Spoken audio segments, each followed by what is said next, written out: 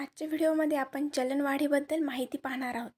त्यामध्ये चलनवाढ म्हणजे काय, चलनवाढीची कारणे काय आहेत, त्याचे परिणाम काय होतात, त्याचे प्रकार कोणकोणते आहेत, या सर्वाची माहिती आपण या व्हिडिओमध्ये आज घेणार आहोत. सगळ्यात पहिले पाहूया चलनवाढ म्हणजे काय. चलनवाढ म्हणजेच महागाई. आपण पाहतो की दिवसांदिवस वस्तूंच्या किमती वाढत जात आहेत. पूर्वी 5 रुपयाला आपण जी वस्तू खरेदी करू शकत होतो, ती खरेदी करण्यासाठी आज जास्त पैसे लागतात. म्हणजेच काय, वस्तूंची किंमत वाढते आणि पैशांचे मूल्य कमी होत आहे. चलनवाढीमध्ये वस्तूंच्या किमती वाढत असल्याने त्याला भाववाढ, भावफुगवटा, चलन फुगवटा, विस्तार, चलनातिरेक, मुद्रास्फीती किंवा स्फीती असेही म्हणतात. प्राध्यापक काउथर यांच्या मते पैशांचे मूल्य कमी होऊन किंमत पातळी वाढते, अशी अवस्था म्हणजेच चलनवाढ. आणि प्राध्यापक केमरर यांच्या मते विनिमय व्यवहारात वस्तू व सेवा यांच्या प्रमाणापेक्षा पैशाचा पुरवठा अतिरिक्त होणे म्हणजे चलनवृद्धी होय. म्हणजेच काय होते, पैशाचा पुरवठा अतिरिक्त झाला की लोकांच्या हातामध्ये अधिक पैसा येतो, त्यांची खरेदी क्षमता वाढते, ते वस्तू खरेदी करतात, खरेदीची मागणी वाढते, पण त्या प्रमाणात पुरवठा होत नाही, त्यामुळे वस्तूंची किंमत वाढते आणि आपण त्याला महागाई म्हणतो. आणि महागाई म्हणजेच काय, चलनवाढ. अशा प्रकारे चलनवाढ घडून येते. थोडक्यात किंमत पातळीत सातत्यपूर्णरित्या लक्षणीय वाढ होणे म्हणजेच काय, चलनवाढ होय. चलनवाढीचे अनेक प्रकार पडतात. त्यापैकी काही प्रकार इथे दिलेले आहेत. पहिला प्रकार आहे कागदी चलनवाढ. कागदी चलनवाढ म्हणजेच काय की देशामध्ये कागदी नोटांचे प्रमाण वाढले की भाववाढ घडून येते. यालाच कागदी चलनवाढ असे म्हणतात. दुसरा प्रकार आहे तूट प्रेरित चलनवाढ. नावामध्ये त्याचा अर्थ दडलेला आहे. सरकारी उत्पन्नापेक्षा जेव्हा सरकारचा खर्च जास्त होतो, अशा वेळी कधीकधी सरकार तूट भरून काढण्यासाठी, ती जी पोकळी निर्माण झालेली आहे ती भरून काढण्यासाठी नोटा छापते. त्यामुळे वस्तू आणि सेवांच्या किमती वाढतात.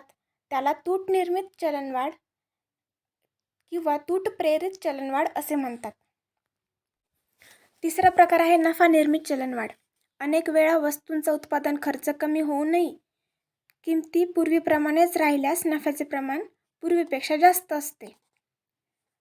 परंतु वास्तविक खर्च कमी झाल्यानंतर वस्तूच्या किमती कमी व्हायला पाहिजेत, परंतु तसं होत नाही. पूर्वी ज्या किमती होत्या त्याच किमतीला त्या वस्तूची विक्री केली जाते. अशा वेळी त्या वस्तूपासून जास्तीचा नफा मिळतो. तो नफा म्हणजेच नफा निर्मित चलनवाढ होय.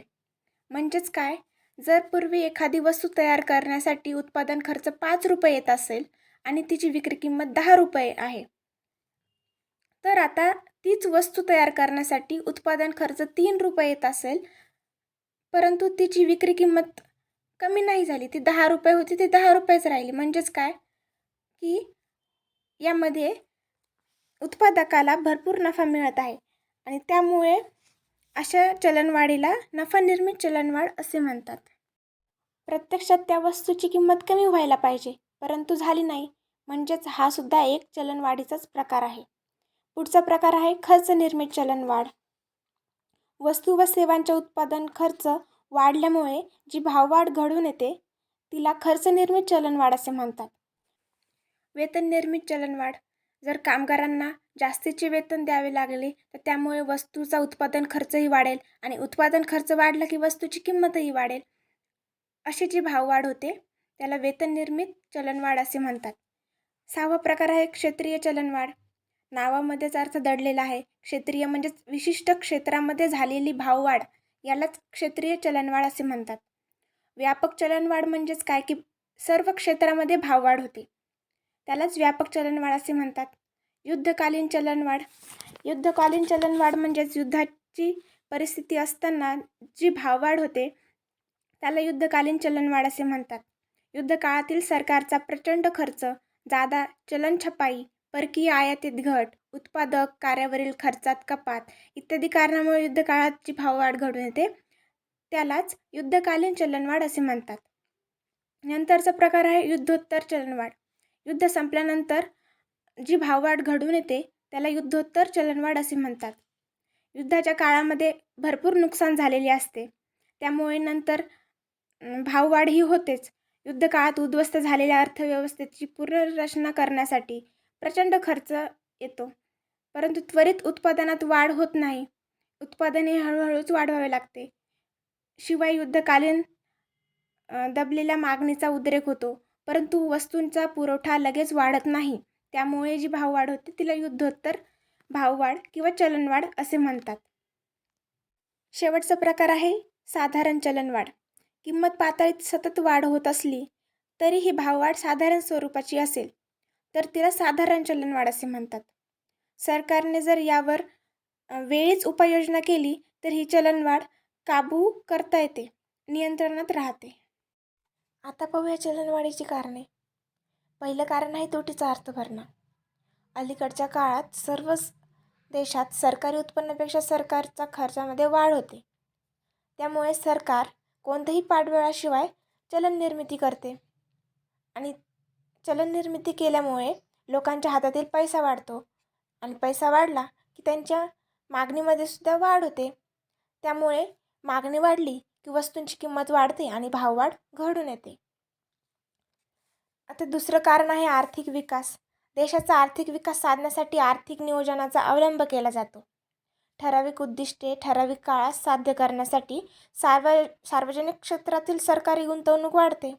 त्यामुळे लोकांची क्रयशक्ती वाढते आणि मागणी वाढली की किंमत वाढते. आंतरराष्ट्रीय व्यापारामुळे सुद्धा भाववाढ घडून येते.